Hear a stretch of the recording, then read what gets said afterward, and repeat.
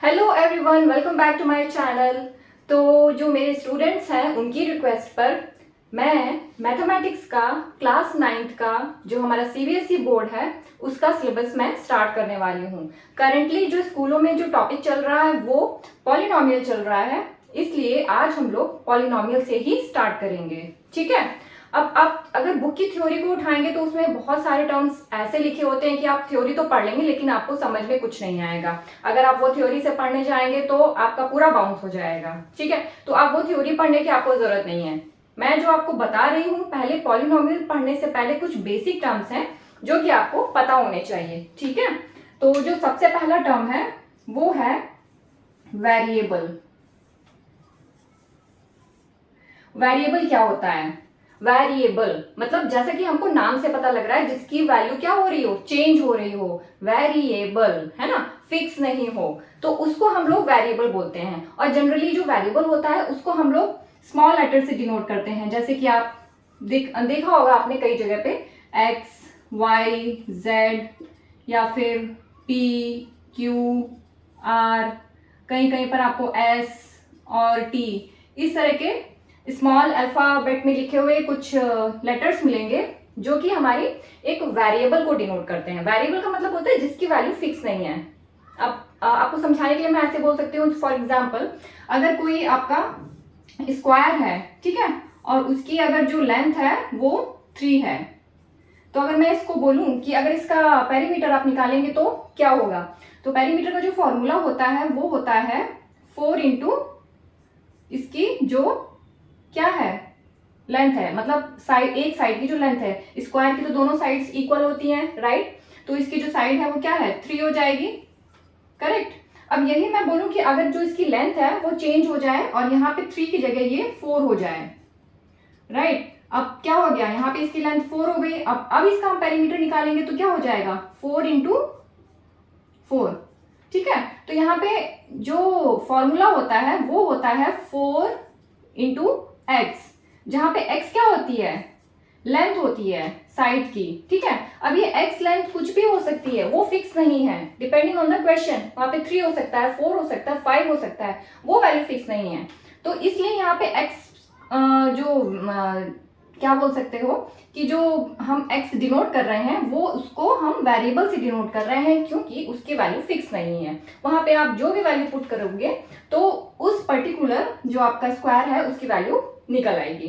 तो यहाँ पे x क्या है, वेरिएबल जिसकी वैल्यू फिक्स नहीं है, right, that is called as a variable. अब एक दूसरा टर्म आता है, दूसरा टर्म है कांस्टेंट, ठीक है। अब इस फिर से इसका नाम से ही क्या पता लग रहा है, कांस्टेंट मतलब जो फिक्स है, जिसकी वैल्यू चेंज नहीं हो रही है, राइट। अब कांस्टेंट मतलब जो भी हमारी न्यूमेरिकल वैल्यूज होती हैं, जैसे कि 1, 2, 3, तो ये सब वैल्यू क्या है, फिक्स है। कहीं पर भी अगर इनका यूज होगा तो ये एज इट इज ही यूज होंगी, चाहे वो मैथ्स में यूज होंगी या किसी दूसरे सब्जेक्ट में, फिजिक्स में यूज होंगी, तो इनकी वैल्यू जो यहाँ पे है वही वहां पे भी है, चेंज नहीं होगी, राइट। तो वो वैल्यू जिनकी वैल्यू फिक्स रहती है, चेंज नहीं होती है, आप कहीं पर भी अप्लाई करेंगे तो वो वैल्यूज को हम लोग कांस्टेंट बोलते हैं। जैसे कि मैंने पहले वाले एग्जांपल में ही समझाया कि हमने इसका क्या निकाला, पेरीमीटर निकाला, इसका फॉर्मूला क्या होता है 4 इंटू एक्स होता है, जहां पे एक्स क्या है आपका वेरिएबल है, ठीक है। बट यहाँ पे जो 4 है वो क्या है, किसी का भी आप पेरीमीटर निकालेंगे ये स्क्वायर का, तो उसकी जो वैल्यू है, फॉर्मूला है कैलकुलेट करने का, वो है 4 इंटू एक्स। तो यहाँ पे जो 4 है वो कांस्टेंट है, मतलब वो नहीं चेंज होगा, फॉर्मूला में 4 फिक्स है, कांस्टेंट है, जबकि जो x है वो चेंज हो रहा है, मींस उसकी वैल्यू फिक्स नहीं है, वो वेरिएबल है। तो 4 यहाँ पे कांस्टेंट है और x यहाँ पे क्या है, वेरिएबल है। आई होप अभी आपको समझ में आ गया होगा कि वेरिएबल क्या होता है और कॉन्स्टेंट्स क्या होते हैं, ठीक है। तो अगर आपको ये समझ में आ गया है वेरिएबल एंड कांस्टेंट, तो हम लोग क्या पढ़ेंगे, अलजेब्राइक एक्सप्रेशन। अब अलजेब्राइक एक्सप्रेशन क्या होता है देख लेते हैं, ठीक है। तो अलजेब्राइक एक्सप्रेशन जो होता है, वंस अगेन थ्योरी पे मत जाइएगा बुक की, सबसे पहले आप ये समझिए कि अलजेब्राइक एक्सप्रेशन होता क्या है। इसको हम लोग बोल सकते हैं कि कॉम्बिनेशन ऑफ टर्म्स। अब टर्म्स क्या है यहाँ पे, ये बहुत इंपॉर्टेंट है, टर्म्स आपको पता होना चाहिए। कॉम्बिनेशन ऑफ टर्म्स, तो टर्म्स अगर आपको सीखना है तो आपको पता होना चाहिए वेरिएबल क्या होते हैं, कॉन्स्टेंट्स क्या होते हैं। अभी मैं अज्यूम कर रही हूँ कि आपको वेरिएबल्स पता है और कॉन्स्टेंट्स पता है, ठीक है।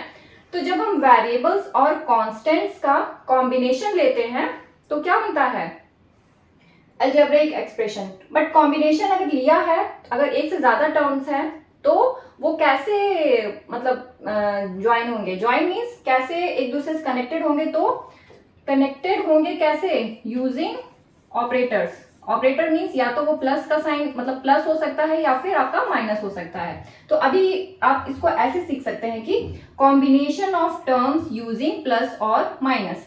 अब टर्म्स की बात करें तो वो टर्म्स क्या हो सकते हैं, वो टर्म्स आपका वेरिएबल हो सकता है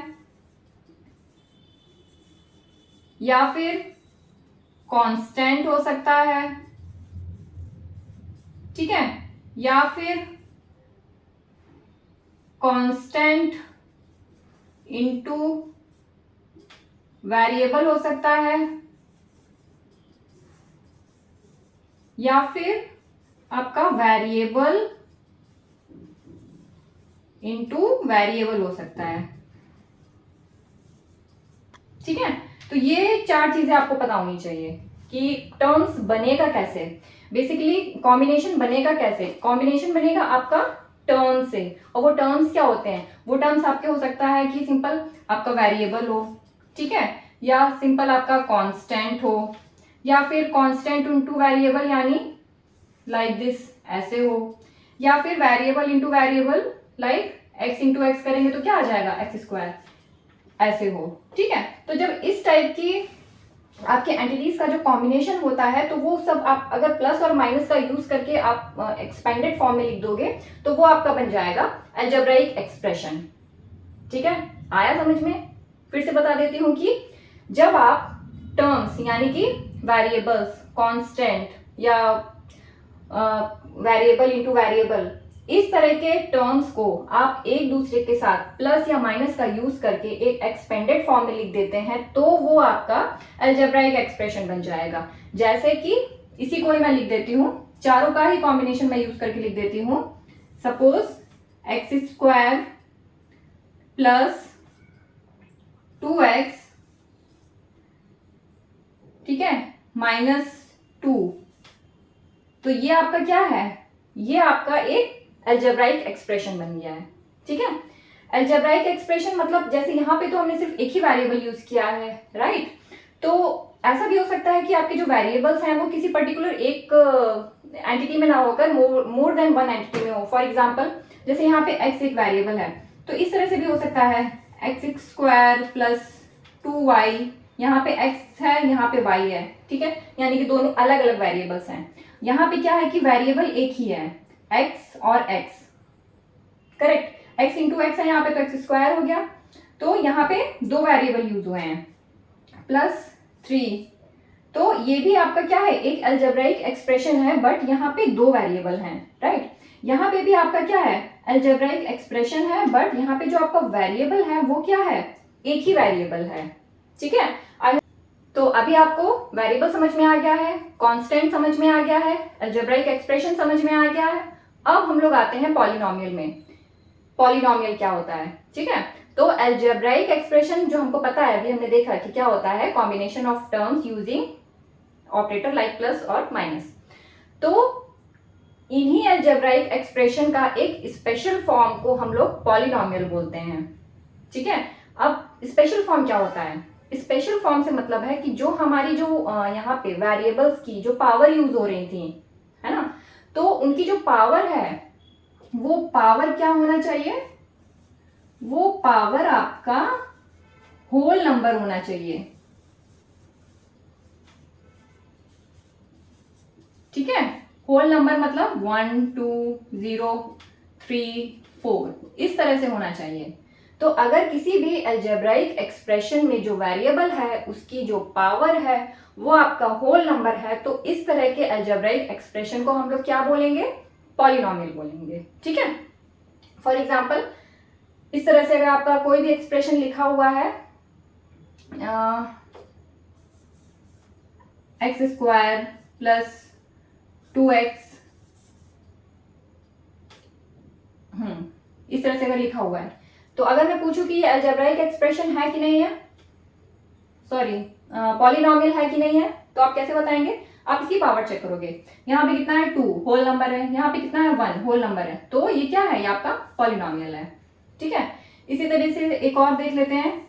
3x की power 4 plus 2x cube plus x square plus x plus 5। हाँ, अब इसको देखिए और बताइए क्या ये पॉलिनॉमियल है? कुछ नहीं करना है, हमको सिर्फ पावर चेक करनी है। यहाँ पे 4 होल नंबर, यहाँ पे 3 होल नंबर, यहाँ पे 2 होल नंबर, यहाँ पे 1 होल नंबर, यहाँ पे जितने भी हमारे वेरिएबल्स हैं सबकी जो पावर है वो होल नंबर है, तो ये हमारा क्या हो जाएगा? यहाँ ये हमारा पॉलिनॉमियल हो जाएगा। करेक्ट। अब एक और एग्जांपल देते हैं। सपोज यहाँ पे लिखा है √x प्लस √x+3x प्लस 1। इसको देखिए और बताइए कि पॉलिनॉमियल है या नहीं है। ठीक है, तो इसको थोड़ा सा आप सिंप्लीफाई करेंगे। √x को आप क्या लिख सकते हैं? x की पावर 1/2 प्लस 3x प्लस 1। तो यहाँ पे तो ये 1 है, होल नंबर है, करेक्ट। बट यहाँ पे क्या है? 1/2 है। ठीक है, तो ये होल नंबर नहीं है, तो जहां होल नंबर नहीं है तो ये हमारा पॉलिनॉमियल भी नहीं है। ठीक है, क्लियर है? हमको बस चेक करना है कि जो पावर है वो आपकी होल नंबर में आ रही है कि नहीं आ रही है। ठीक है, अगर आ रही है तो वो पॉलिनॉमियल है, और अगर नहीं आ रही है तो वो पॉलिनॉमियल नहीं है। एक चीज और बता दे रही हूँ कि आपके जो पॉलिनॉमियल्स हैं वो एक 1 वेरिएबल में भी हो सकते हैं या 2 वेरिएबल्स में भी हो सकते हैं। जैसे यहाँ पे कितने वेरिएबल्स हैं? आपका एक ही वेरिएबल यूज हुआ है x, तो ये पॉलिनॉमियल क्या है? पॉलिनॉमियल हमारा 1 वेरिएबल में है। और अगर इस तरह से कोई इक्वेशन दी हो, सॉरी इस तरह से कोई आपका एक्सप्रेशन दिया हो 3x² प्लस 2y² प्लस 3, इस तरह से कुछ भी दिया हुआ है, तो ये आपका क्या है? ये भी आपका पॉलिनॉमियल है, लेकिन ये 2 वेरिएबल में है, एक वेरिएबल में नहीं है। ठीक है, ये आपका 1 वेरिएबल, ये आपका सॉरी ये वाला तो है ही नहीं, ये आपका 1 वेरिएबल में पॉलिनॉमियल है, और ये आपका 2 वेरिएबल में पॉलिनॉमियल है। ठीक है, पॉलिनॉमियल ये भी है, पॉलिनॉमियल ये भी है, बट डिफरेंस इज यहाँ पे एक वेरिएबल है, यहाँ पे आपके 2 वेरिएबल यूज हुए हैं। ठीक है, तो अभी जितना मैंने कॉन्सेप्ट समझाया है इसके बेसिस पे आप कोई भी क्वेश्चन सॉल्व कर सकते हैं, चाहे वो एनसीईआरटी का हो या किसी भी बुक का हो। ठीक है, तो मैं कुछ रैंडम क्वेश्चन सॉल्व करती हूँ, आप करिएगा, और अगर आपके जो डाउट्स हो किसी भी बुक को लेकर के तो आप वो मुझे मेंशन करिएगा कमेंट सेक्शन में, उसके सोल्यूशन मैं आपको प्रोवाइड कर दूंगी। ठीक है, तो एक दो क्वेश्चन ले लेते हैं। तो मैं एनसीईआरटी के ही कुछ क्वेश्चन उठा रही हूँ। सबसे पहले इसका आपकी जो एक्सरसाइज है 2.1, और इसका जो पहला क्वेश्चन है वो ये है कि which of the following expressions are polynomial in 1 variable and which are not, state reasons for your answer. ठीक है, तो सबसे पहला जो क्वेश्चन है वो है आपका 4x² प्लस 3x प्लस 7। तो सबसे पहली कंडीशन आपको क्या चेक करनी है कि जो पावर्स हैं, जो आपकी पावर्स हैं वो होल नंबर होनी चाहिए। 2 होल नंबर है, 1 होल नंबर है, तो दैट मीन्स ये आपका पॉलिनॉमियल है, और एक ही वेरिएबल यूज हुआ है, तो दैट मीन्स ये आपका पॉलिनॉमियल है इन 1 वेरिएबल। सेकंड क्वेश्चन देख लेते हैं, y² प्लस √2। तो यहाँ पे y की पावर कितना है? 2 है, और ये तो कांस्टेंट है, तो y की पावर 2 यानी कि होल नंबर है, दैट मीन्स ये हमारा पॉलिनॉमियल है। करेक्ट, और 1 वेरिएबल, एक ही वेरिएबल यूज हुआ है, तो पॉलिनॉमियल इन 1 वेरिएबल। थर्ड देख लेते हैं, 3 √t प्लस p√2। ठीक है, तो यहाँ पे तो 1 है, बट यहाँ पे क्या है? इसको आप सिंप्लीफाई करेंगे तो ये हो जाएगा 3t की पावर 1/2 t√2। तो ये आपका क्या है? ये आपका होल नंबर नहीं है, तो दैट मीन्स ये आपका पॉलिनॉमियल नहीं है। करेक्ट, कोई डाउट हो तो आप मुझसे कमेंट सेक्शन में मेंशन करिए। राइट, नेक्स्ट देख लेते हैं y प्लस 2/y। इसको हमको सिंप्लीफाई करना होगा, तो इसको सिंप्लीफाई करेंगे तो क्या हो जाएगा? y प्लस 2, और 1/y को हम लोग कैसे लिख सकते हैं? 1/y को हम लोग लिख सकते हैं y की पावर -1, ठीक है। तो ये तो यहाँ पे होल नंबर है 1, बट ये -1 आ गया, तो ये होल नंबर नहीं है, तो दैट मीन्स ये हमारा पॉलिनोमियल नहीं है। करेक्ट। लास्ट क्वेश्चन है x की पावर 10 प्लस y की पावर 3 प्लस t की पावर 50। तो वंस अगेन हमको क्या देखना होगा? हमको देखना होगा होल नंबर देखना होगा। x की पावर 10 होल नंबर, y की पावर 3 होल नंबर, t की पावर 50 होल नंबर।